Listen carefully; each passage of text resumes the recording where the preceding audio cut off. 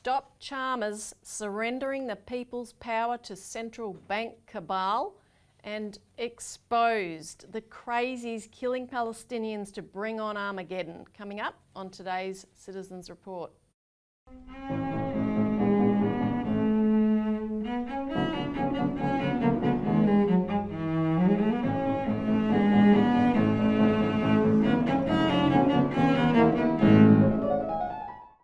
Welcome to the Citizens Report for the 12th of January 2024. Welcome to the new year of Citizens Reports. I'm Elisa Barwick. Joining me today is Citizens Party Research Director Robbie Barwick. Welcome. Thanks, Elisa. And on today's show we're going to be discussing two special reports actually that we issued right at the end of 2023, one of which intersects our major campaign at the moment to stop Treasurer Jim Chalmers giving away the power he has to restrain the Reserve Bank of Australia from crushing people with high interest rates, for instance. And I thought of an alternative headline we could have used, Elisa. Demand Chalmers use his power to save households from interest rate extinction. Because he actually has, it's not about just stopping with bits of legislation here. Let's make him use it. The power's there for a reason. And we need to use it. And on the other topic, we'll be discussing what's happening in the Middle East and how that crisis is threatening to spill over into a much broader war. But specifically, what is the driver? An actual plot that has driven this to this point. So that people don't fall for the trap of thinking that this is just like, you know, the Middle East conflict is like a tectonic plate shift. Something just happens and then bang, it blows up, and that's the place where it's always going to happen. No. There are people with an agenda that is being pursued, which is the reason you never get peace there, and it's got to be exposed. We've got an explosive report. Now, it's a little bit unfortunate that our show's, you know, not the shortest in the world. So if you're time poor, make sure you watch the whole show this week, because the second part, or you can jump to it, we'll have it separated on the bar on the control bar there. Jump to it. Watch this part of the show. It's really, really crucial. Yeah, and don't forget, in order to circulate it more widely, because as people always say, it deserves broader coverage, don't forget to hit the like button, leave a comment below, share it on social media, and also make sure, if you haven't already, that you have subscribed and hit the notification bell for any and all updates. And you can also go look at the box below if you're watching on YouTube, or you can call us on the number on the screen if you're watching on one of the lonely Channel 31 community TV shows. But if you're watching on YouTube, the link below, you can donate to the cause. We need much support to keep this all of our campaigns going, and there's a number of them actually at the moment. In fact, we should, before we start, probably mention a couple of deadline dates. Yes. Well, let's start with the first deadline. So the 19th of January is the deadline for submissions people can make to the Senate inquiry into the digital ID bill. And there's all sorts of things that can be said about the digital ID bill. One of the issues that relates to it is the government's insisting that it's going to be voluntary. And if it was a purely voluntary thing where you only used a digital ID for your convenience if you chose to, that would be one thing. Except one of the issues that came up in some of our other work last year is that it's not just the banks pursuing a digital agenda, it's the governments as well, and they're pushing, they find ways to say to people, oh, to access this service, you must have a digital ID, right? And that's how they can make it compulsory. So, and of course, once everyone has signed up to that, then we're in the realm of what we had with the Australia card in what they wanted to do with the Australia card in the 80s. Now, the public rejected the Australia card in the 80s. Don't let them sneak this in by stealth. So that's the submissions to that close on the 19th of January. Now, on the 2nd of February, submissions close to what we're going to talk about today, which is the bill by which Jim Chalmers is surrendering his power to save you from being crushed by interest rates. He's giving the power to the people who are crushing you with interest rates. He's giving it away. What politician gives away power? Politicians who serve bankers who will then give away that power to bankers. That's what he's doing, and Those submissions close on the 2nd of February. Everyone must Crucial. flood that one with, submissions. And the third one, Elisa, later in February there is the bank inquiry into the Senate inquiry into bank closures in regional Australia is open for more submissions because they've extended the inquiry, and submissions to that one closed at the end of February. So anything to do with cash, bank closures, the digital agenda, etc., make submissions to that inquiry. Yeah, if you know of examples of the impact of closure of bank branches, ATMs, etc., in your areas, lack of cash, those things. So that's the 29th of February that those are due. So, intersecting that topic, stop Chalmers surrendering the people's power to central bank cabal. And we've already introduced what the topic is, and just to lead into that, the global financial situation is extremely tenuous coming into the new year, and it was interesting to see that on the 20th of December last year, the Australian Financial Review actually had a discussion about one of the potential fracture points in the global financial system, which relates to the US Treasury market, which is considered to be the cornerstone of global capital markets, as they put it in the article. And they put out the warning from US regulators who are at the moment living in fear of a repeat of the complete freezing up of US Treasury markets, sales and resales, and the trading that goes on in what's called the repurchase markets or repo markets. And people might remember that in September 2019, that completely blew up and threatened to implode the entire, not only American, but global banking system. And there were massive efforts to prop it up at that time by the Fed pumping in money. So that happened in late 2019. Then in March 2020, coinciding with the COVID crisis, the same thing happened again, and there was a huge crunch point of US Treasury markets. Not in the US, but in the UK, we also had a major blow up of the UK bond market in 2022.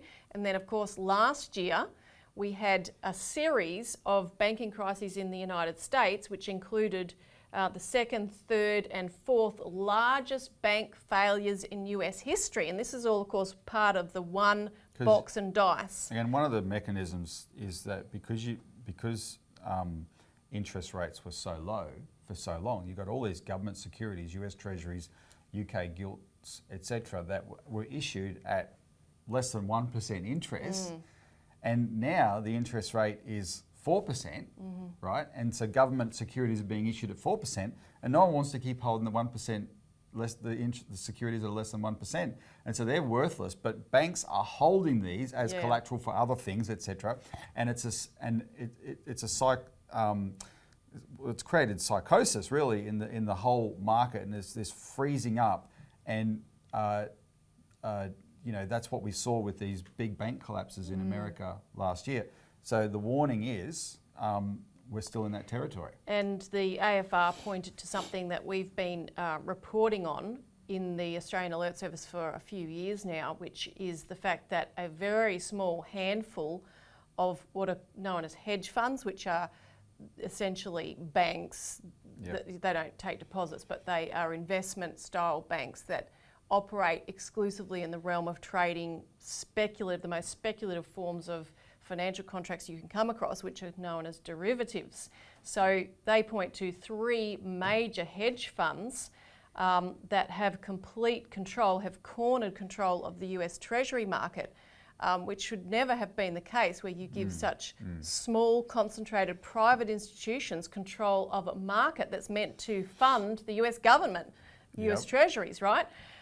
So they say that if I can interject with a quote, that in its essence is fascism. Ownership of government by a small, controlling private power. That's a paraphrase of a Franklin Roosevelt quote from 1938 to the US Congress. He says, when government is owned by a small collection of powerful private people, that's fascism. Well, if 3 hedge funds are controlling the US Treasury market, that's fascism. Well, that's right. And then the one hedge fund strategist himself that they cited said that these hedge funds have now become too big to fail, just like the big banks became too big to fail. So they've using these hedge funds to try to solve the situation since these big blow-ups from 2019 on over the last 5 years, they've actually created a whole new crisis. And this is what our analysis has been for decades now from the Australian Citizens Party, is that you need to junk the whole financial system essentially and create a new one, and that's what we're going to talk about in a moment. But first,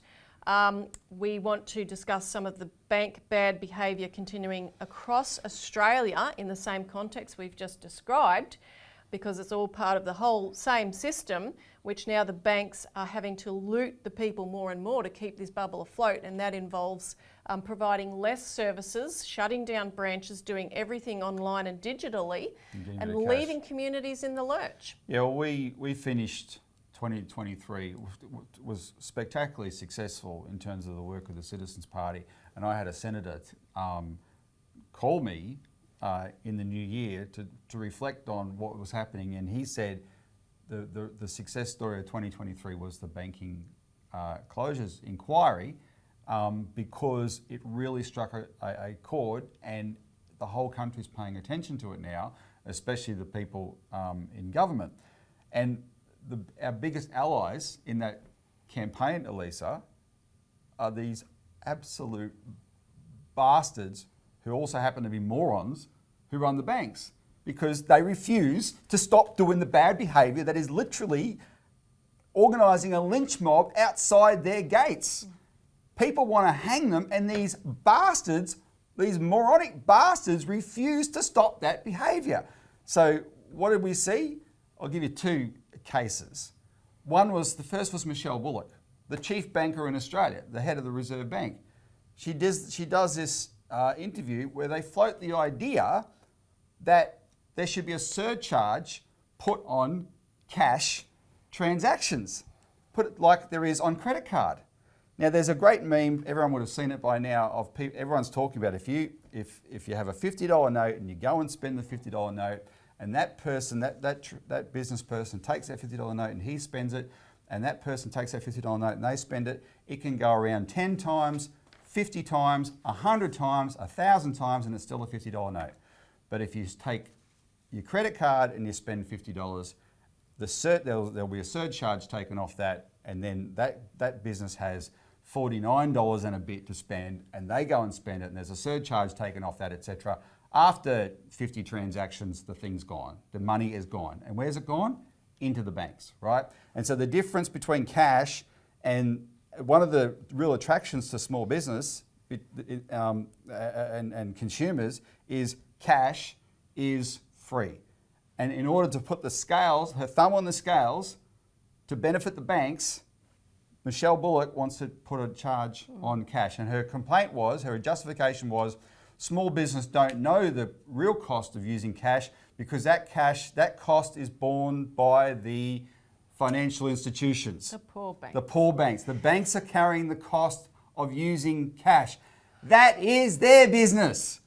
The baker's job, the baker carries the cost of buying the flour and paying for the electricity to make the ovens work to make the bread. That's their business. The bank's business is money. There's a cost to deal with money. They should wear that cost. I feel like calling her a goddamn awful name. This is insane. And it's just tipping the scales, pushing the scales in favour of the banks. So that was one example. That was just before Christmas. And the other one, also just before Christmas, there was a bushfire in Perth, on the fringes of Perth, near where we were talking to a friend of yours over there. This man got completely burnt out. His pets were killed in the fire. His cards were destroyed in the fire. He goes to ANZ Bank on the Friday afternoon and said, I need cash. He goes to his bank. I need cash. And they said, sorry, we've essentially closed the till. We've signed off on the books for the day.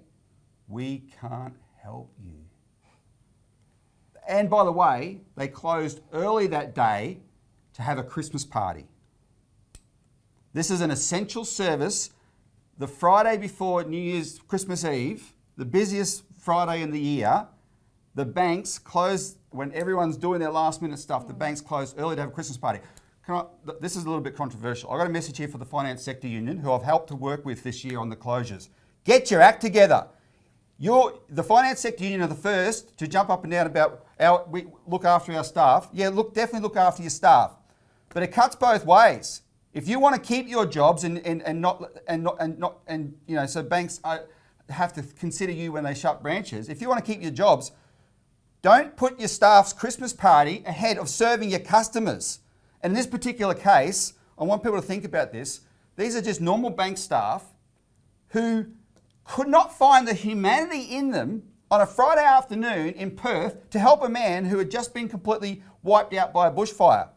Now, that is not because they are the world's biggest a-holes, Elisa. I'll tell you why. That you become the world's biggest a-hole under duress, under extreme pressure. The management structure from the top coming on down from ANZ is turning these people who are afraid for their jobs into a-holes. Union guys in the banks, bank tellers, stand up for yourself and start fighting for you and for everybody else. Do not tolerate this. You've got to fight from the inside like the public is starting to fight from the outside. But that's the nature of what these financial institutions are like. And they are just going to, if they're going to keep acting like this, they will be the cause of their own undoing. Now we've got another mongrel act to talk about. Well, this was the highlight, because also just before Christmas, the great bank warrior, and he's truly great, Michael Sanderson. We love you, Michael. So there's in the lead up to the Banking Royal Commission, and then in the wake of the Banking Royal Commission, a group formed of bank victims formed, and I love these guys. I take my hat off to them because they are people who are absolutely crushed by the banking system themselves, but they have not just settled for lobbying for their own case. They've formed themselves into this little group called Bank Warriors. They bought shares, just a small packet of shares in every bank in Australia they could find. They put on bow ties and they go to annual general meetings so that they have the right to ask questions directly of these bankers. And in this case, Michael Sanderson, these AGMs are filmed, and so Michael Sanderson went to a couple of them. Now, this is not on the rundown, but I have to apologise here. I want to play a very short clip first, and the producer, you've got to chase me up for this afterwards, of the ANZ AGM. And it's not so much what Michael says in this one, it's the response of the two ANZ guys when he's talking about bank closures, and watch both of them. The guy with the Scottish-Irish accent, I don't know his name, we'll put it on the screen, but the other one was Shane Oliver, Shane Elliott, the CEO. Both stand there lying through their teeth. Look at them say how much they value branches. Just watch. What's the speculation, or what have you got on the agenda for the next 12 months for branch closures throughout Australia? Thank you. I'm going to invite Shane to comment in a moment, but I think it's important to stress we like branches. You know, they give us a much better opportunity to engage with customers. The problem is customers don't necessarily like branches, and that's been changing very quickly. So Shane, did you want to talk a little bit about the statistics we've been seeing on branches? Yeah. I mean, the reality is we'd love for the branches to have more customers in them, but the reality is our customers are voting with their feet and deciding that they generally, not everybody, but they prefer to be able to do things on their mobile or in other ways. And so we have to respond, just like any business. We respond to the changing needs of our customers. I mean, contrast that to what I just told you, the story of the ANZ. Contrast that to the ANZ whistleblower a month earlier who came out and said, we are under instructions not to serve customers when they come into the bank. We'll put up a photo I took at High Point Shopping Centre where I saw the Commonwealth Bank, and there was a massive queue outside the Commonwealth Bank, and I took that photo and tweeted it and said, see, Australian Banking Association, people still use banks. And when I went to the ANZ, when I walked past the ANZ Bank, I saw a queue in there, but it wasn't at the teller, it was at the ATM. There was a queue at the ATM inside the ANZ branch at High Point. There was a man sitting behind there was a teller sitting behind the desk doing nothing. All those people have been instructed to use that ATM because, as the whistleblower has told us, the reason for that is so they don't count as visits to the bank. And those two men, A month after that whistleblower went public with that, those two guys stood up there in that AGM and just said what you just heard. And all the politicians have to know they are lying through their teeth. Lying through their teeth. So that's that one. Anyway, Michael Sanderson elicited that response. The best one, though, we'll play the whole thing. This goes for 6.5 minutes. He decided to confront Westpac over the closure of the Cooper Pedy branch. And so watch the exchange, and especially, and I want people to watch right to the end and look at what the chairman of Westpac, the former CEO of ANZ, John McFarlane, says about our solution of a public bank. Mr. Chairman, I'd like to introduce you to Mr. Michael Sanderson.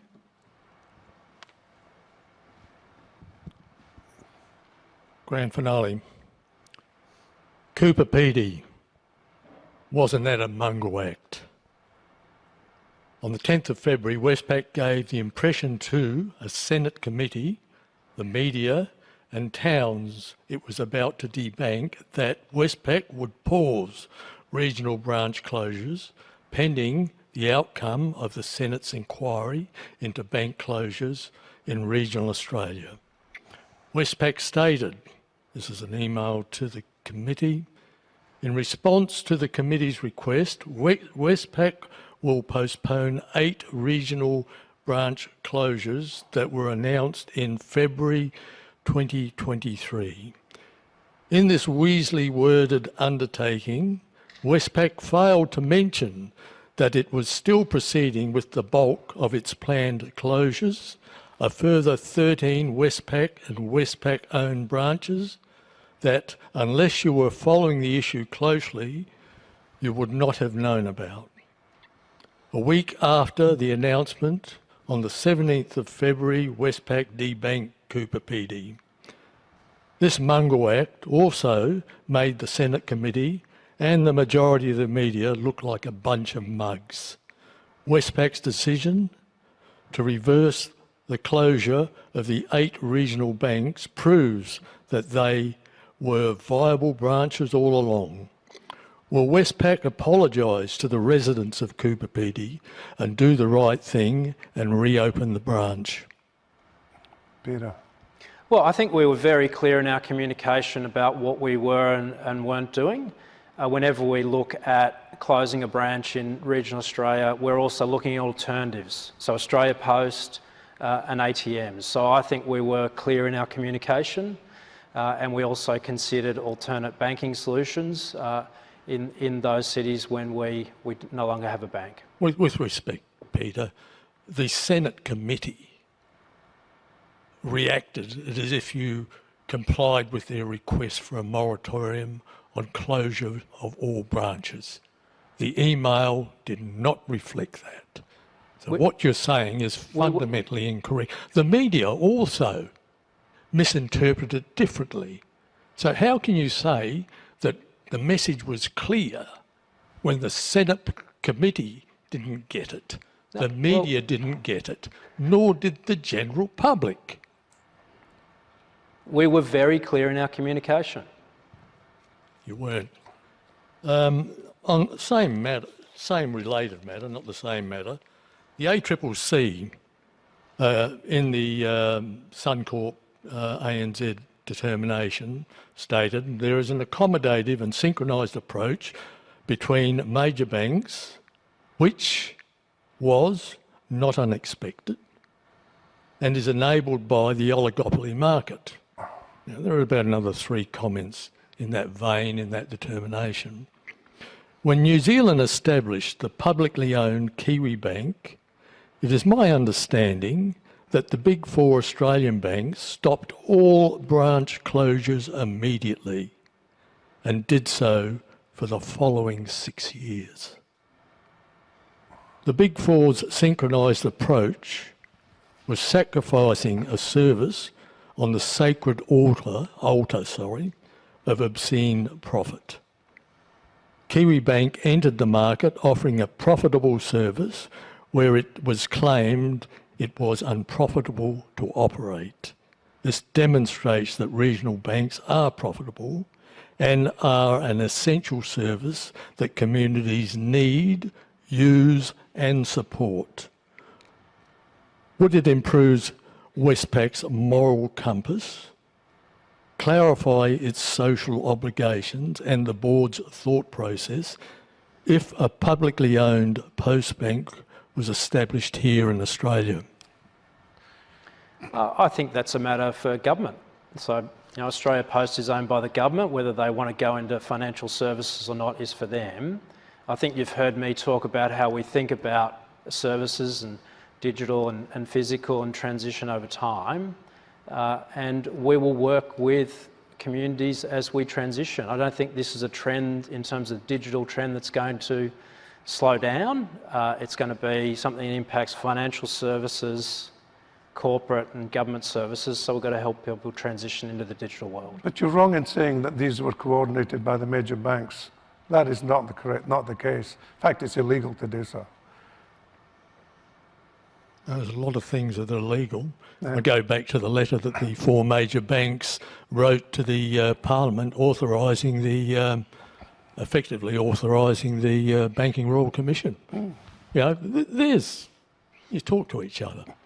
It's in black and white, and probably a few other colours as well.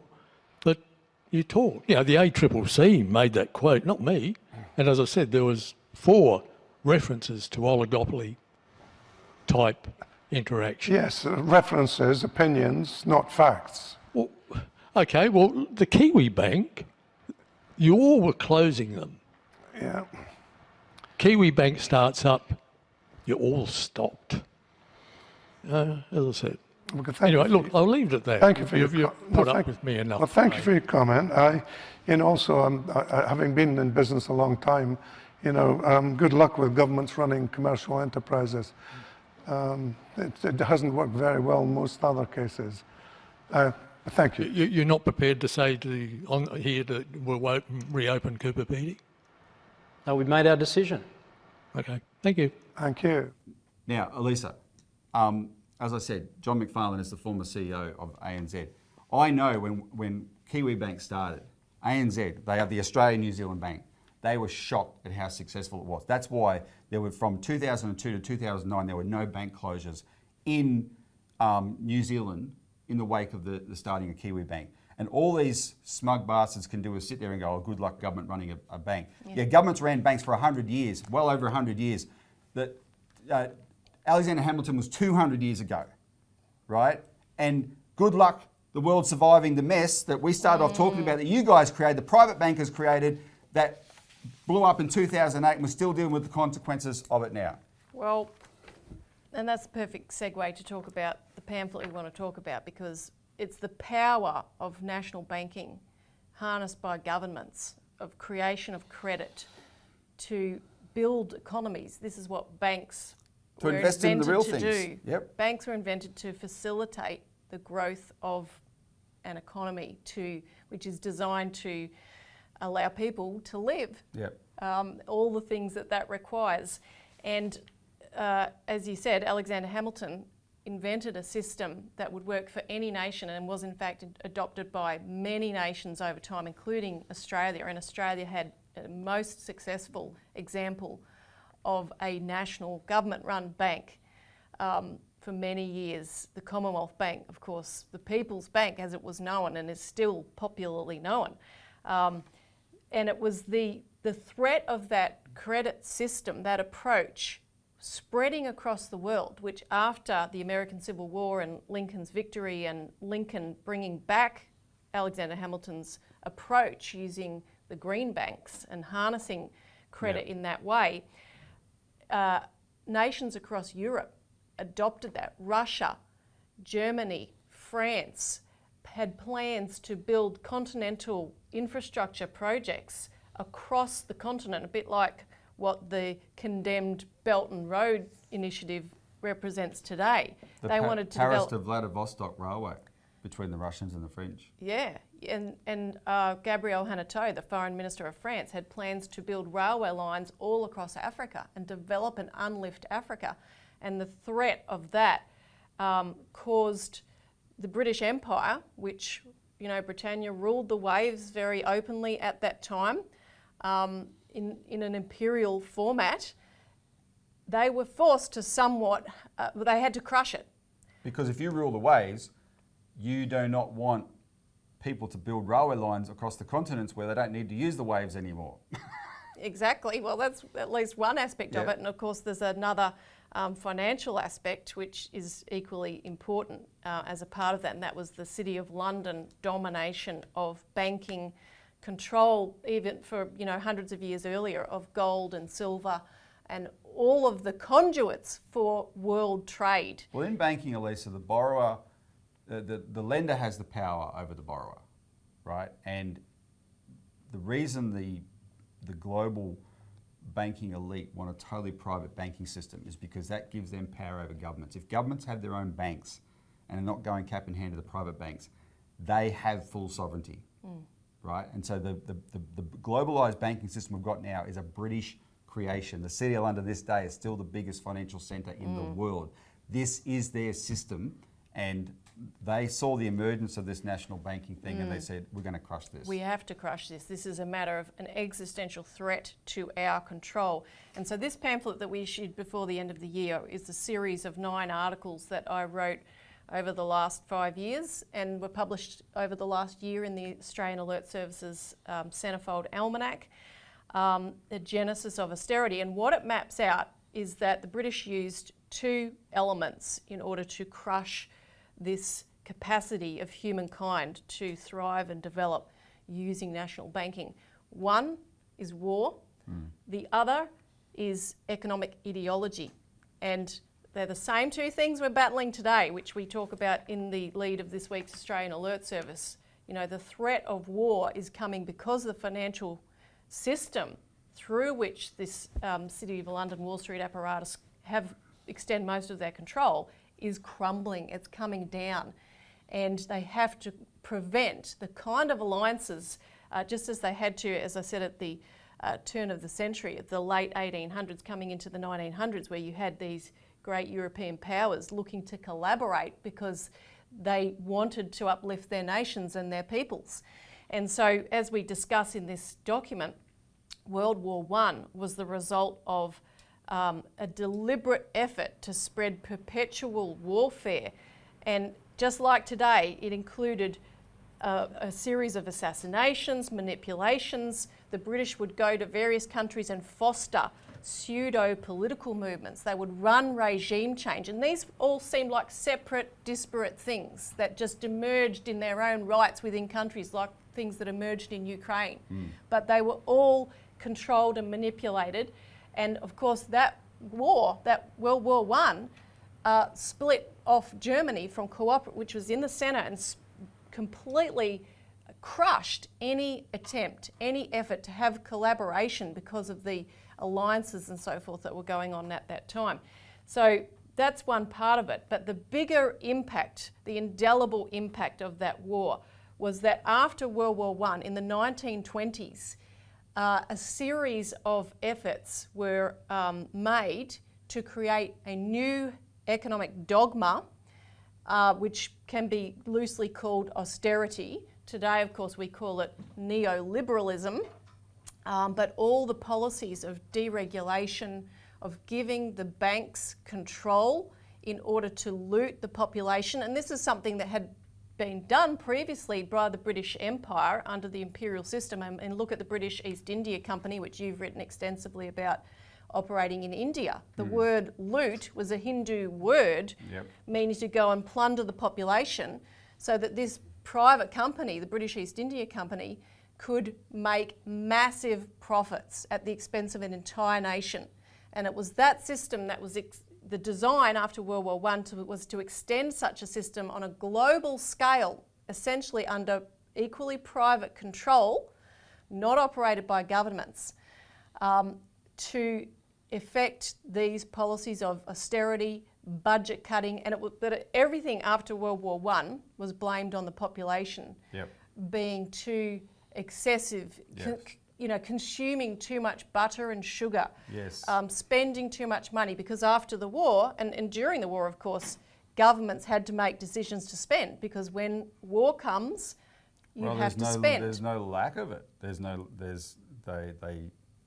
roll out the the treasuries. They open them up and they borrow like crazy, and the war debt goes through the absolute roof, right? And that's actually why bankers get involved in promoting wars. They make so much money of it, but that money has to be paid back, and therefore you've got to brainwash the public into thinking somehow this is their fault. I shouldn't have had butter on my bread. It literally came down to these arguments about bread and butter. No, so the plan was the Supreme War Council, which were the great powers that, ran on the British side of the war. They set up a Supreme Economic Council, which created the League of Nations, and that was the world's first, international organisation.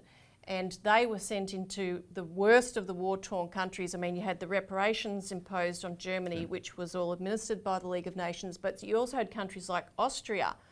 And Austria became a test case, which I've documented in the article, where literally the government of Austria handed all the economic and financial policy decisions to a League of Nations commissioner who came into the country and lived there, and all the decisions were taken out of the realm of elected officials, which we see again happening today, and given to these economic technocrats and experts who were the only ones who could foster financial stability. And the same thing happened in Italy. We document the case of Italy, which was the only way they could impose that framework, because the people wouldn't accept it, was by imposing fascism. Mussolini was being advised who was an MI5 agent. He was on MI5's payroll, and they sponsored the rise of this guy to implement the fascist project in Italy to enforce this system. Exactly. And Mussolini was advised by all the same economic experts from the circles of the League of Nations, which was populated from the British Treasury, the Bank of England.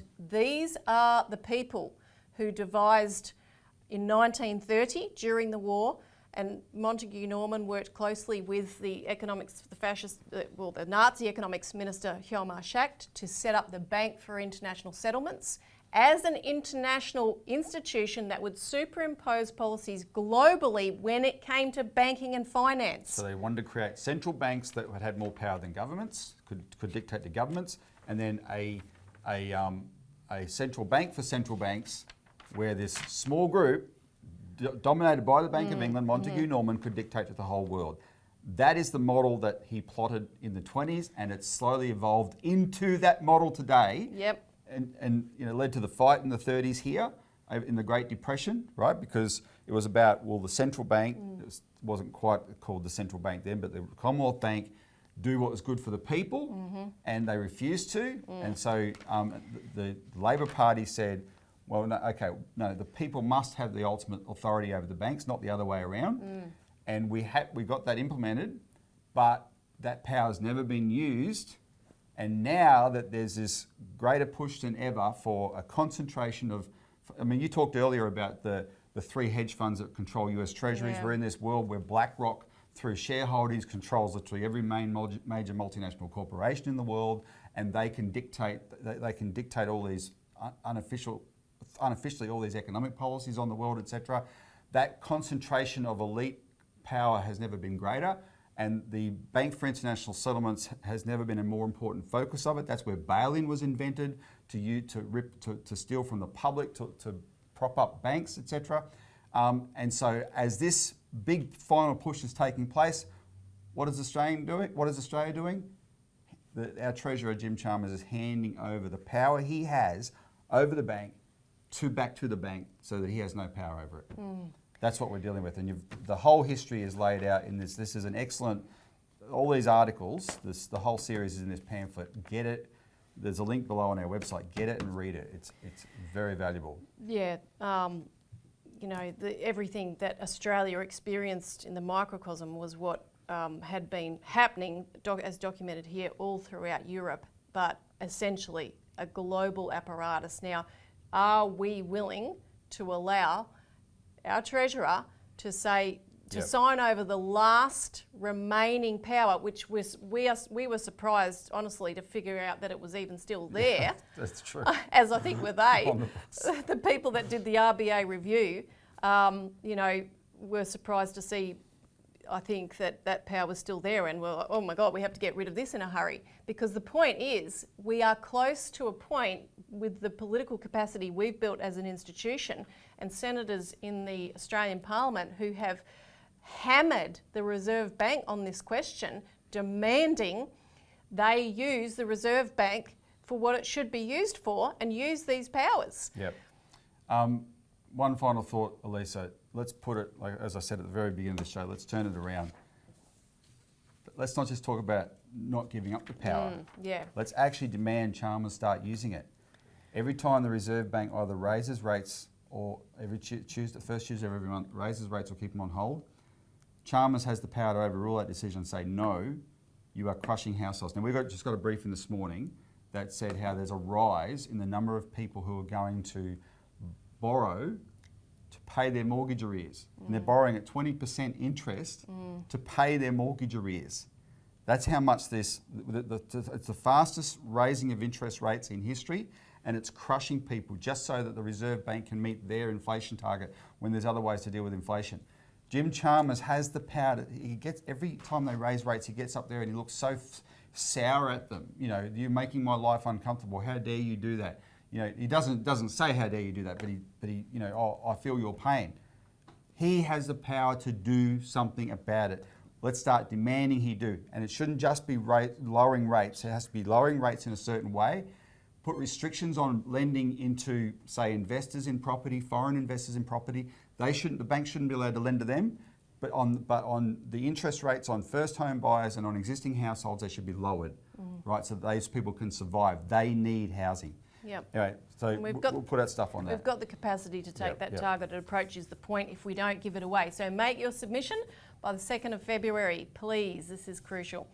Now, on to our next topic. Exposed, the crazies killing Palestinians to bring on Armageddon. And that, you know, might seem like an extreme thing, that there's people that actually want to bring on Armageddon, but oh my God, you read this pamphlet. So Elisa, we're not going to do justice to this whole subject today. In fact, this is the first time we're talking about it, and we will have more discussion on this in coming weeks. I'm planning an interview on Citizens Insight on this subject, right? But we'll have a link below to this. Plunging towards World War III, the Made in London Temple Mount plot behind the Israel-Hamas war. And if you want to, this is lengthy research. This is research that was first published 20 years ago, a bit over 20 years ago, that has been republished because the plot has continued unbroken since then. And republished with new material republished as well. That's right. Look at the link below and start reading this report and sharing it widely. It's very, very important because, as I said, this is not about, don't fall into the trap of thinking, oh, the Middle East is like the ring of fire in the Pacific with tectonic plates. That's where, if an earthquake's going to happen, it's going to happen in the Pacific. If there's going to be a flashpoint for a war, it's going to happen in the Middle East. No. It's just inevitable. Don't allow yourself to think about your fellow human beings like that, right? No, there are people there are geopolitical powers that want to use this, and again, it just happens to be mainly the British. And look, it's urgent because just in the new year, on the 2nd, 3rd and 4th of January, there's been a number of incidents, an assassination of a Hamas leader in Lebanon, a terrorist bombing of the memorial service for General Qasem Soleimani. And they make this, by the way, Lisa, Iran. with this Soleimani bombing was atrocious. The West is behind that. Don't kid yourself. There are evil people in the CIA and MI6 who are behind that bombing. That guy's a hero. They make him out to be evil. He defeated ISIS. Donald Trump didn't defeat ISIS. He was too busy kissing his own ass, right? Soleimani defeated ISIS, working with the Syrians, etc. And they feel, I remember when this first happened, there was a US in 1990 or something, the Attorney General of the United States, I think his name was Thornton or somebody, he declared this doctrine, America has the right to assassinate people. Assassinate other, that's our right? And it was the ultimate hubris. That's how they think. And they just said, Mike Pompeo, one of the most evil men going around the world today, a sanctimonious, a hypocritical, professed Christian, but he's like one of these just fake religious guys, right? He organised Trump to murder that guy. And so the Iranians and the people who support Soleimani know what a hero was. They go and pay tribute at his grave, and bang, they organise a terrorist attack to kill 70 people or something like that. They want to bring Iran in. Someone wants to bring Iran into a war. Exactly. And then it is almost World War III. And, you know, many people are saying if Israel gets that, they'll be crushed. They won't exist anymore.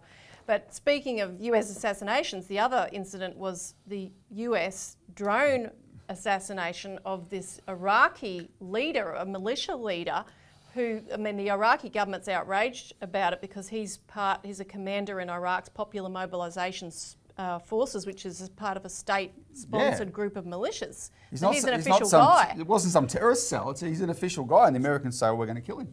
You know, so now Iraq might want to kick out America and their troops that are there.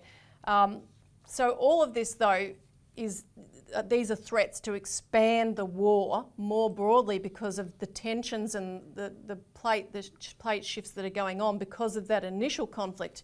And before we get into a little bit of the flavour of this report, I want to also mention the really important development this year or late last year, which was South Africa filing at the International Court of Justice a petition regarding Israeli violations of the Convention on the Prevention and Punishment of the Crime of Genocide, which is known as the Genocide Convention. And its filing, which will be discussed today and tomorrow, and they'll present evidence. It's because it's on the other side of the world. time. It's already started. Europe So overnight, the case was already being argued in the court. Yeah, so now the petition that they initially filed an 85-page or so report which states that Israel's actions in Gaza are genocidal in character because they intended to bring about the destruction of a substantial part of the Palestinian national, racial and ethnical group. And they have detailed material which is absolutely blood-curdling when you just read it all there in the one place.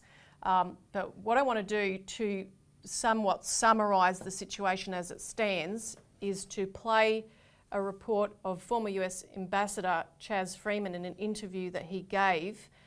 Where Chaz is proof that not everyone in the United States at a government level, even though he's retired, but you know, like there are very sensible people there. They're just not in charge of Washington at the moment.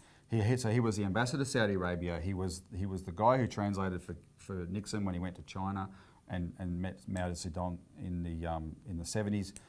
He's been right at the centre of this US decision making for decades.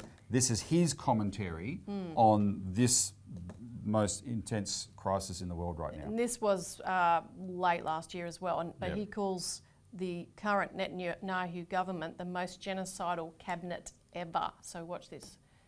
Well, I think it's very clear what Israel wants.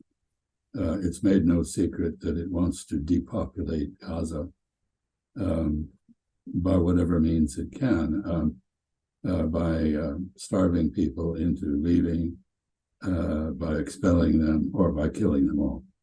And there's no question that it meets the definition of genocide. They have the intent to destroy an entire people. They have the ability, and they are in fact carrying out an operation intended to do so. So that is very clear. I think it's also quite clear why Hamas did what it did. That is, this was in the nature of a jailbreak from the world's largest concentration camp. And the whole thing is particularly macabre because it is such a vivid reminder of the Warsaw Ghetto, a very parallel situation in which, driven beyond any ability to tolerate what was being done to them, the Jewish inhabitants of the Warsaw Ghetto rose against Nazi Germany, and the Nazis exterminated them all and leveled the ghetto. The fact that you've got an Israeli cabinet, which is the most determined genocidal cabinet the world has ever seen, and I don't excuse the Nazi cabinets from that comparison. The overt statements of genocidal intent are unmistakable. There's no effort, as the Germans did make, to conceal what is in store for the Palestinians. There's no fake camp for Jews set as like the one the Nazis set up to bring the Swiss Red Cross in to show how wonderful they were treating the people they had taken away from their homes. No effort whatsoever of that sort, just bombing and strafing and murder on the ground. Israel appears to be paying quite a heavy price for that in terms of combat losses, but of course is not reporting accurately what is happening. Right. So, you know, there's other commentators. I mean, you have experts like Colonel Douglas Macgregor in the United States, a British diplomat, Alistair Crook, who are basically saying, look, if Israel pursues this, not only are we going to have World War III, they're going to destroy themselves in the process. So they're trying to get people to see sense. But it's going to be hard given the nature of what we report in this document, the Made in London Temple Mount plot behind the Israel-Hamas war. It shows that this current war was triggered by Israeli provocations at the Al-Aqsa Mosque. These were provocations that started in early 2023, including where worshippers at the mosque were beaten by Israeli police. And this is a sacred site for... Well, Jerusalem is sacred to three religions, right? Christianity, Judaism, and Islam. It's the third. This Dome of the Rock facility, which is on the site of where Solomon's temple was, is the third holiest site in Islam, right? And there's a group of extremists in Israel among the practitioners of Judaism in Western countries, including Australia, but especially the United States, among Christian Zionists, what they call Christian Zionists, who, by the way, even though they're Christian Zionists, they believe all Jews are going to hell. Only Christians get to go to heaven. You've got to be born again Christians according to their formulation. All Jews are going to hell, but the Jews are still God's chosen people, and they have a literal belief in the the New Testament book of Revelations, their interpretation of the book of Revelations, which is that there will be a battle of Armageddon in the Middle East, in this part of the world, the plains of Megiddo, right, is this area around Israel. That's where the battle of Armageddon will be, and Christians will be raptured out before that happens, and that's a good thing. And the battle of Armageddon, which will destroy the world, that's a good thing. This is all prophesied, it's supposed to happen. They want to bring it on. They actually want to bring it on. And they're supposed to kick the Arabs out of this mosque and rebuild the temple. Solomon's temple. So that's why they keep making provocations by going into these areas. Yes. And that's what threatens, that's why movements like Hamas respond and retaliate. And the Hamas attack on the 7th of October, which, by the way, and we're not going to do the details here, there is now a growing body of evidence that the claims about the worst of those atrocities on the 7th of October are wildly exaggerated. Now, you know, that the Israeli military themselves are responsible for the majority of the deaths, etc., in the way they just shoot without caring about the people being held hostage or whatever. Anyway, that's just as an aside, right? But October 7th happened. On the Hamas side, they call it the Al-Aqsa flood. They named their attack after the site that these crazies, who are aided and abetted by people in the Israeli government, and there's two particular guys in the Israeli government in Netanyahu's cabinet, because for Netanyahu to survive, Netanyahu should be in prison. The only reason he's not in prison on corruption charges is because he's prime minister. The charges are suspended while he's prime minister.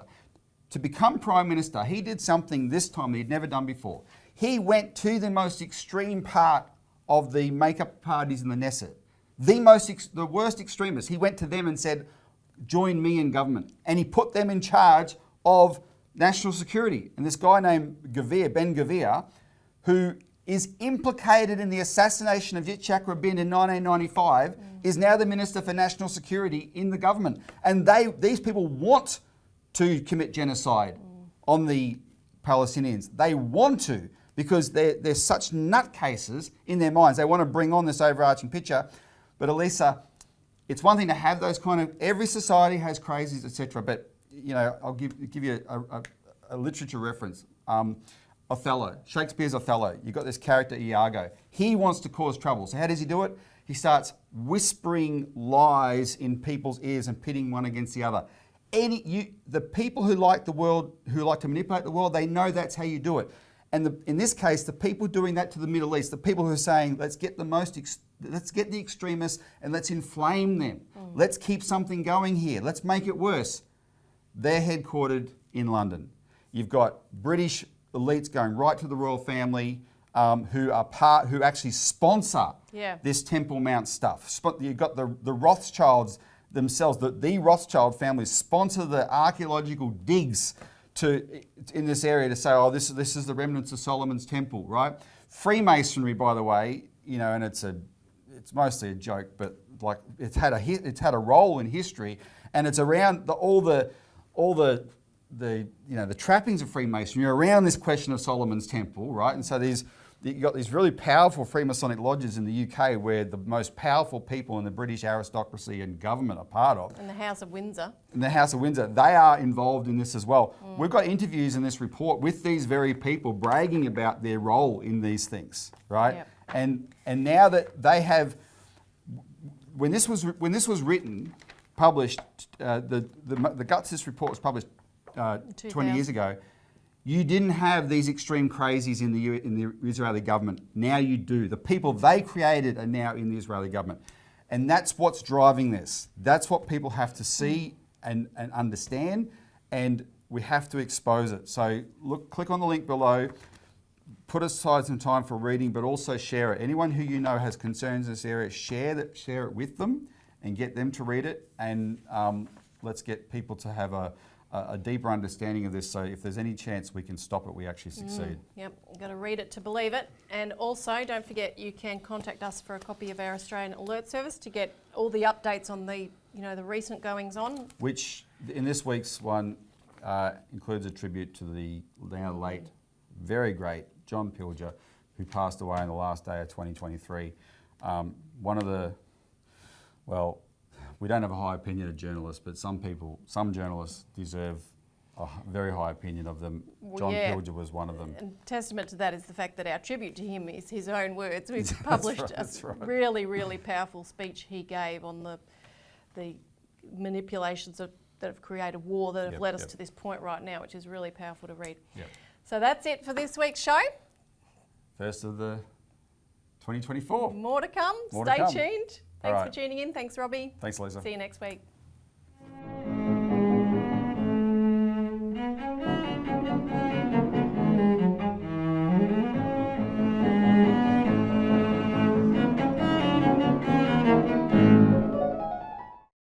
Authorised by Robert Barwick, Citizens Party, Melbourne.